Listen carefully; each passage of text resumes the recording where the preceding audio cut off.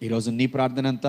ఈ వ్యతిరేకమైన పరిస్థితులు అనుభవిస్తూ ఉన్నప్పుడు, బాధలు అనుభవిస్తూ ఉన్నప్పుడు, కష్టాలు అనుభవిస్తున్నప్పుడు, బలహీనతలు, అనారోగ్యాలు అనుభవిస్తున్నప్పుడు, అవమానాలు, నిందలు అనుభవిస్తున్నప్పుడు, శ్రమలు, శోధనలు ఎదుర్కొంటున్నప్పుడు నీ ప్రార్థన ఎంతగా దేవునికి మొరపెట్టగలుగుతున్నావు?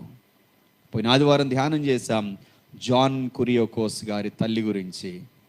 పోయిన ఆదివారం సాక్ష్యం చెప్పాను మీకు.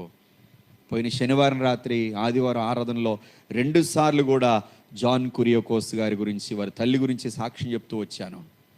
ఆ తల్లి చేసిన కన్నీటి ప్రార్థన ద్వారా తన తండ్రి పిచ్చితనం నుంచి దేవుడు విడిపించాడు.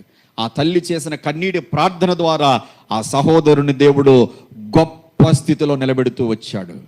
ఒకప్పుడు 15 పైసలు లేనివాడు బస్ ఛార్జ్ కోసం ఈరోజు నెలకి 12 కోట్ల రూపాయలు తన దగ్గర పనిచేసే వారికి జీతం ఇస్తున్నాడంట ఆయన.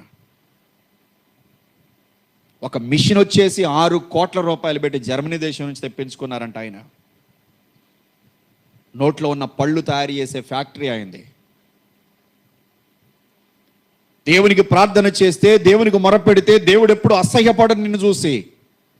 దేవుడిని తన ముఖాన్ని దాచుకోడు, దేవుడు నిన్ను తృణీకరించుడు. ఆ 3 మాటలు రాయబడ్డా అక్కడ.